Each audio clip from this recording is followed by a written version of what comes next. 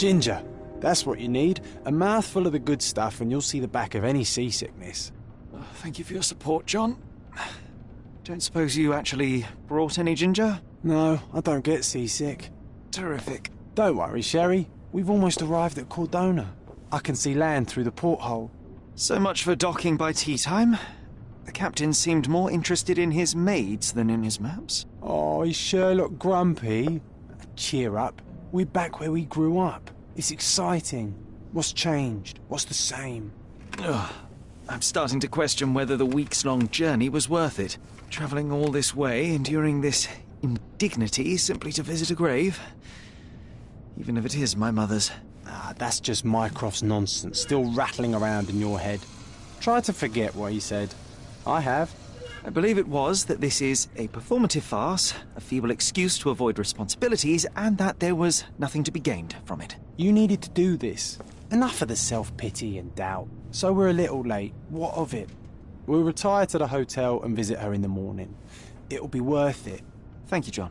And if you want to notify the captain's wife of his indiscretions, I will not stand in your way. Oh, at last. I'm quite ready to get off this cursed boat. Come on. We'll go together.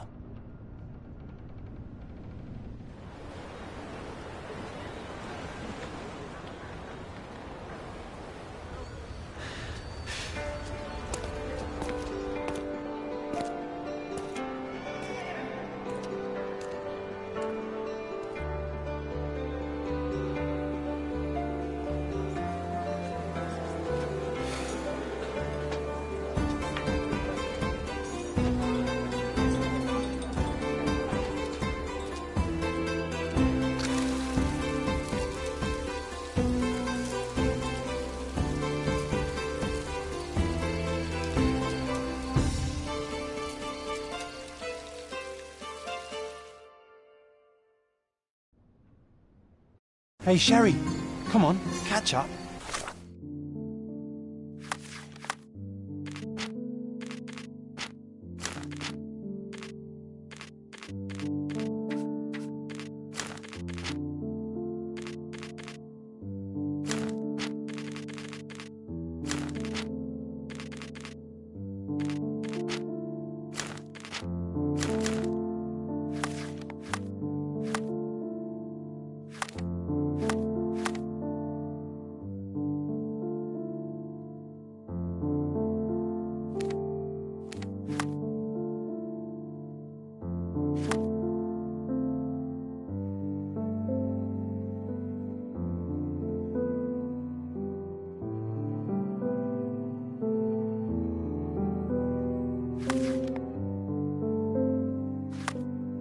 Yes, yes.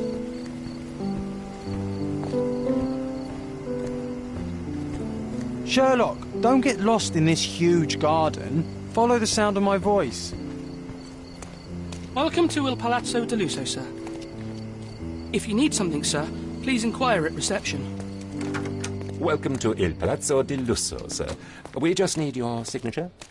Would you kindly sign these papers, sir? There you are. Ah, Mr. Holmes. Yes, we have room 221 prepared for you. I see it was reserved for 2 people. Would you like a second key? Oh, no, I think we'll stick together. Very good. Rooms are upstairs, sir. Welcome to Cordona. Hurry up, Sherlock. I want to see our room. I hope there's a balcony with a view.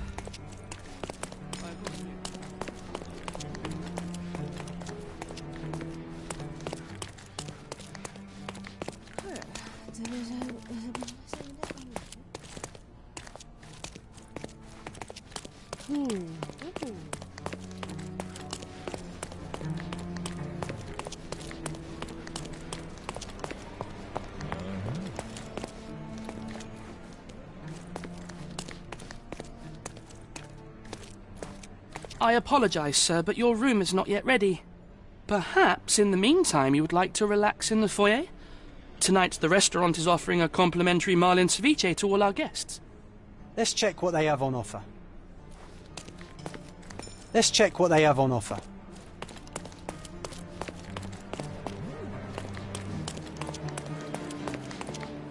Hey, Sherry. Just our luck.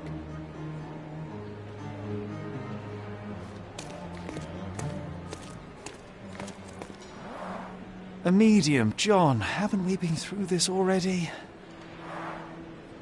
Come on, it's not like we've got anything better to do.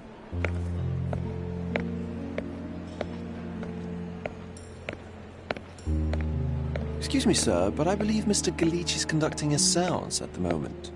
Perhaps you'd care to have your portrait drawn while you wait? Why? Pardon me? Why should I sit for a portrait?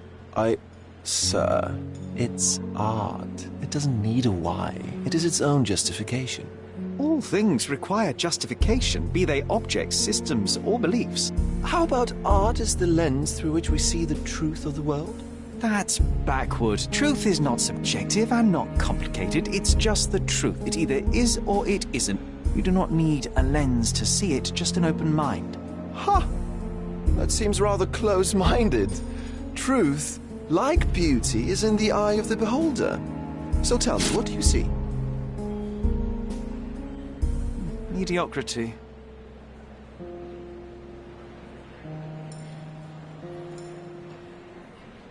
Come now, Sherry. What did he do to deserve that? The servant mentioned ceviche at the bar, Sherry. You should grab us some, and I'll find us a table. I'm starving. Okay, time to check if John found us a nice table for the evening.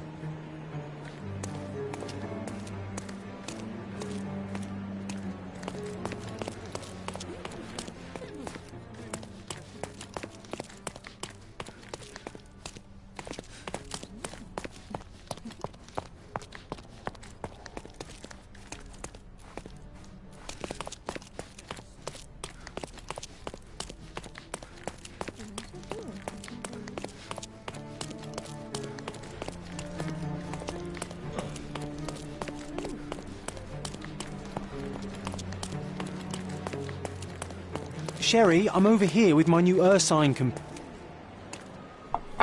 Cordona's even quieter than I remembered. It's going to be a long evening. Ah, come now, Sherry. What say we amuse ourselves with a little game?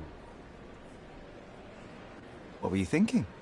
Oh, promise me it isn't nonsense. After being cooped up on that boat, I am itching for activity. No. As you can see, someone left a cane on our table. I simply thought you could identify its owner. Ah, so it is nonsense. It'll take me a minute, John, at most. Well then, you can deliver it to him as well. Deliver it to him? Then what are the staff here for? Aesthetics? Stubborn, Sherry, too stubborn. You wanted something to do. Slapping oneself in the face is also something to do. That doesn't make it worthwhile. But all right, let me take a look.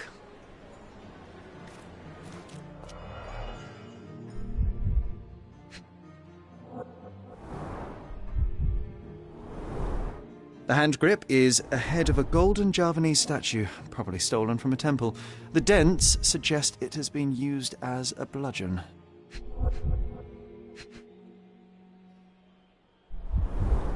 The cane is made of ebony, it's worn uncared for, and bears the scars of numerous hits.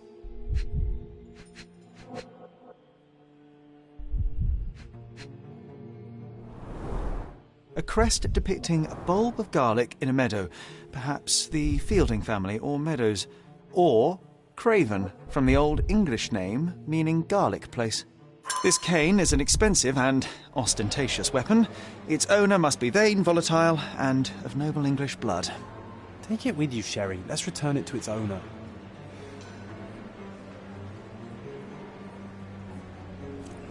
All right, I hope you noted down your observations in your casebook. But how are you going to find this nobleman? The cane itself is not enough.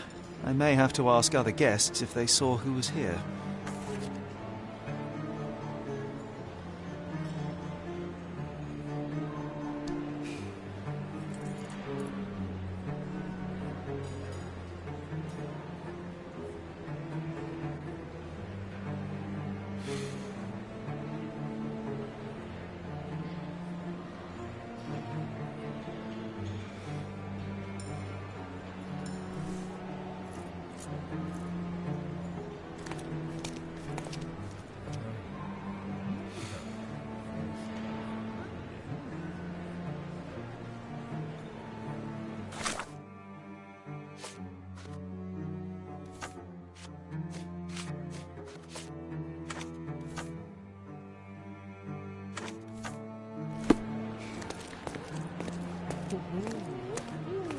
Can you satisfy my curiosity?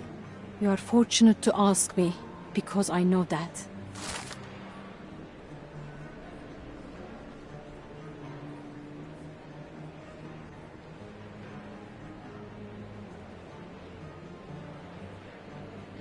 Well, even with your keen senses, Sherry, I doubt you'll find the cane's owner on your first try. And would you be confident enough to bet on it, my friend? Why not? Let's see how good you really are.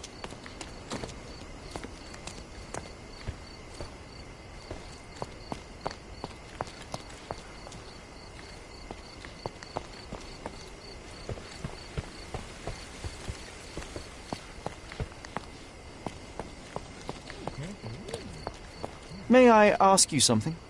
My dear fellow, you're talking to the right man.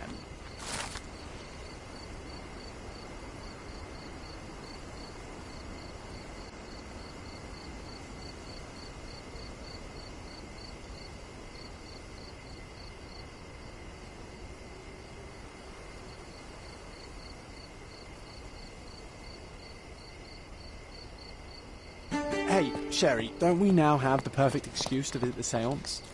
I'm just going to give the cane to its owner. You will not persuade me to take part in this show.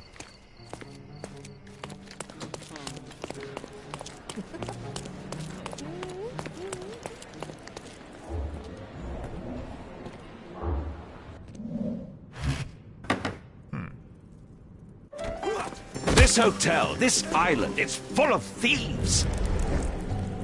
First my cane, now the diamond. Take your hands off me! Do you even know who I am?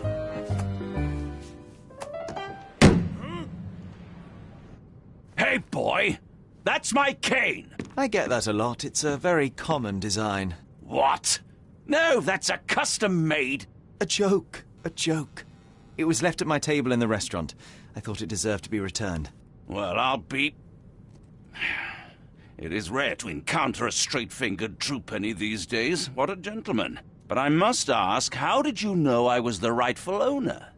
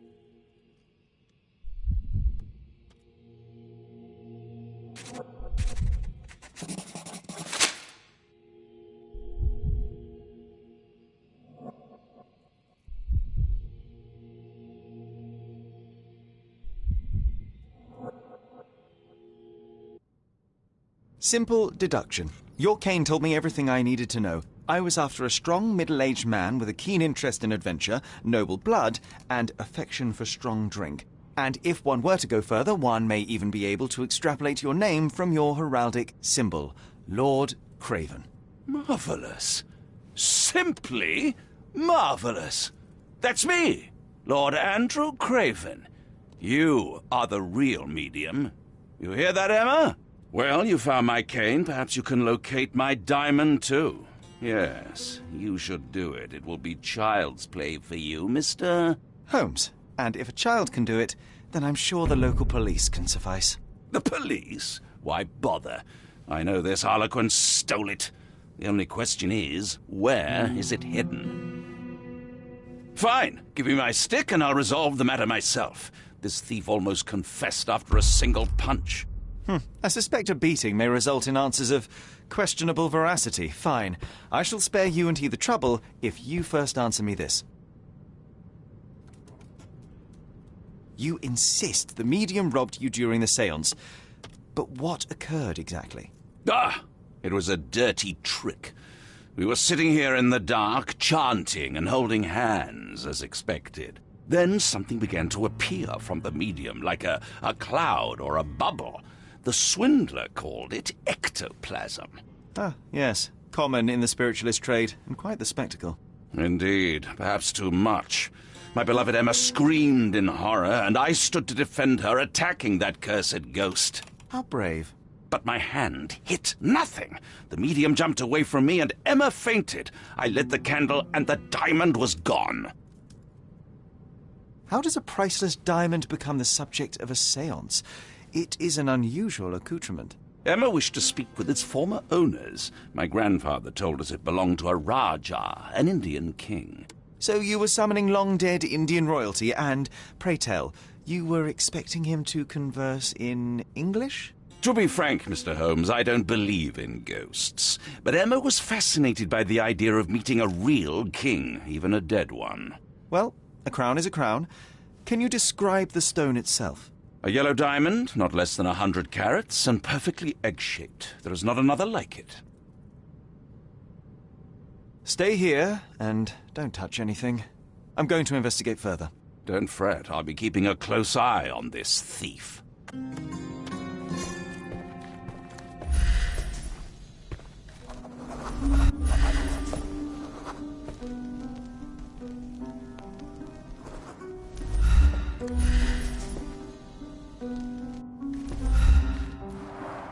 Quite a display for the tremulous visitor. How can you not love this stuff, Sherry? It adds so much atmosphere to the room. Was this covered on purpose? Of course. It is very dangerous to leave a mirror exposed during a séance. The spirits may become enraged. Or someone may notice the trick they should not see. I wonder what this mirror could have witnessed.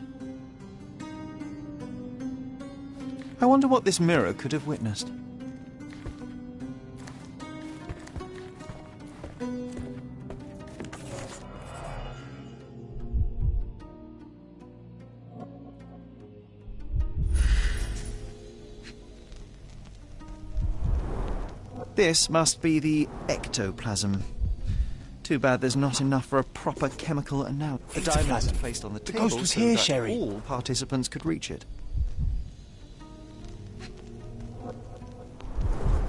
Half a glass of Balblair scotch and the remains of a poor Laranaga cigar. What else does a gentleman need?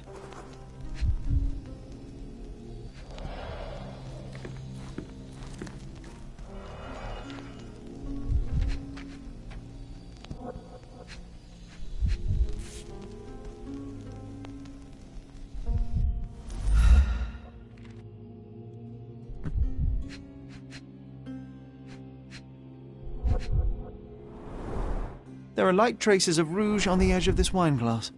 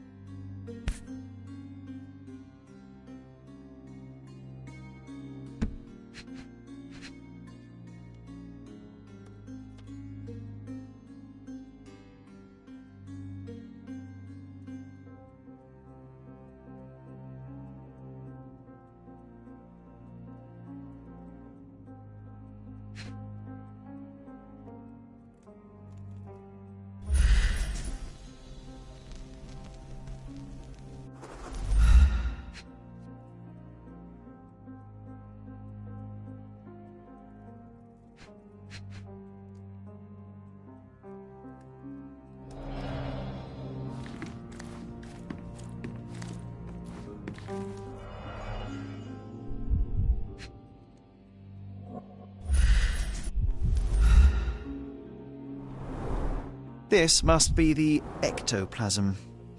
Too bad there's not enough for a proper chemical analysis.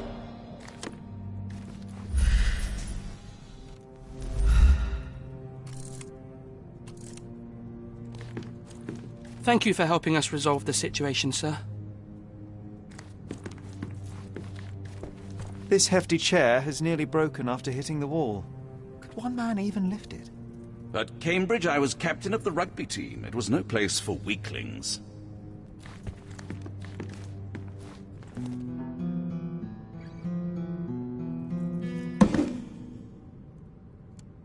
What happened here?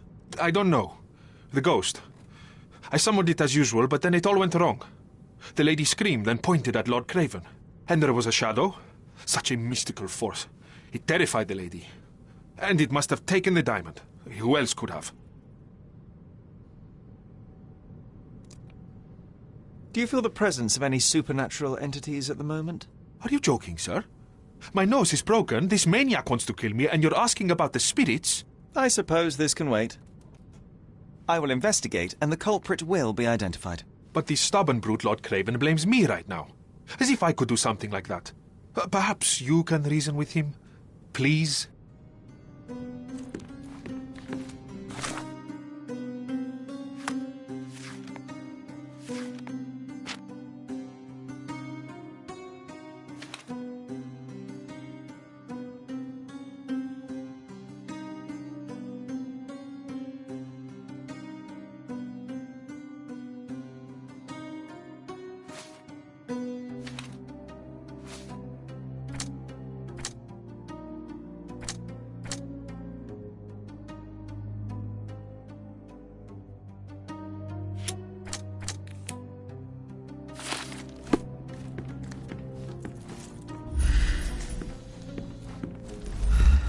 I love the ambience. Nice and creepy.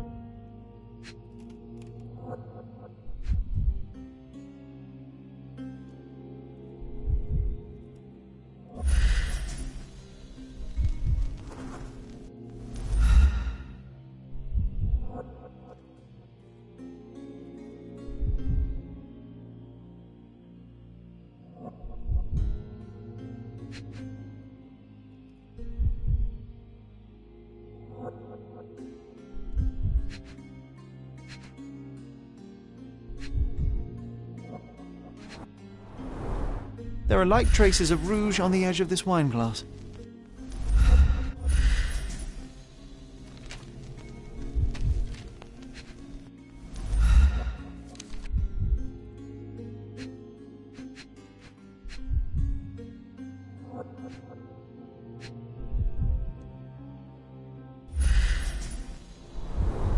This must be the ectoplasm. Too bad there's not enough for a proper chemical analysis.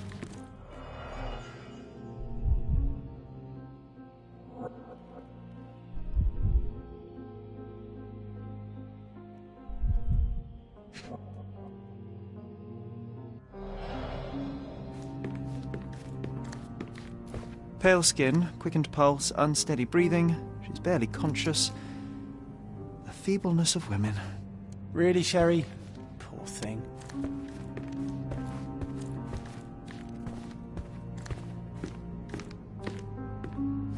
Thank you for helping us resolve the situation, sir.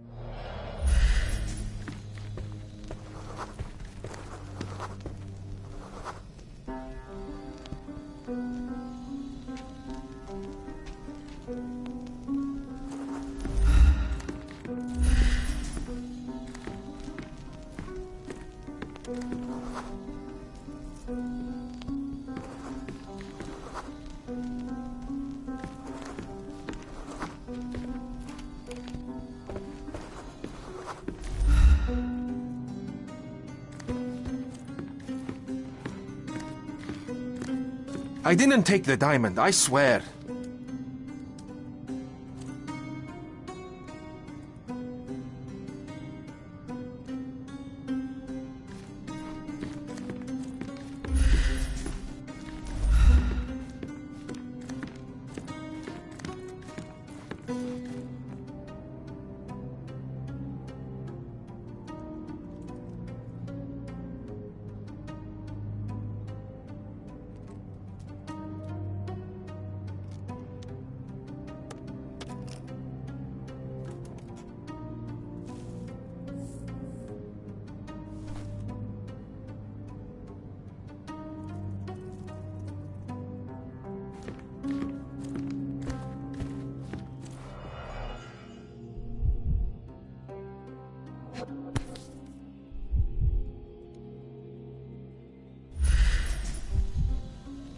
This brooch is old and cheap, but the moth design has its charms.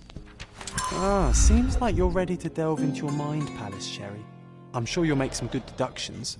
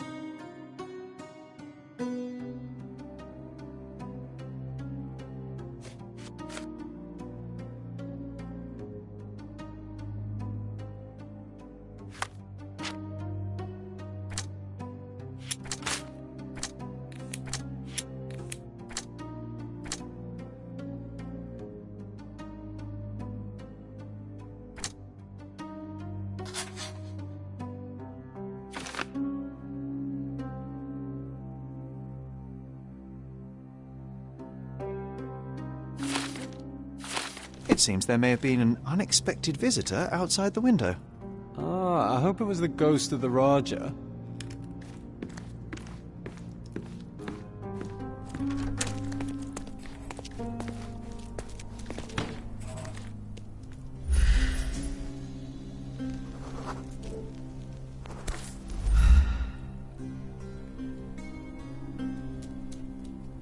This looks recent. A shoe with a broken heel will surely leave scratches. All right, John. Do you think a ghost could leave this footprint?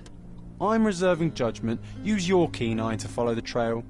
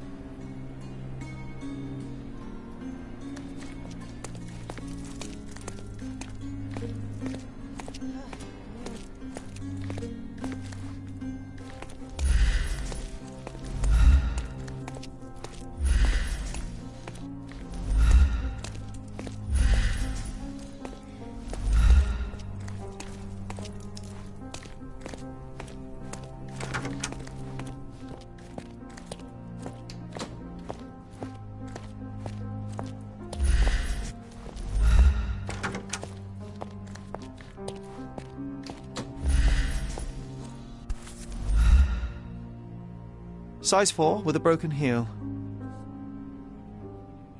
Size 4 with a broken heel.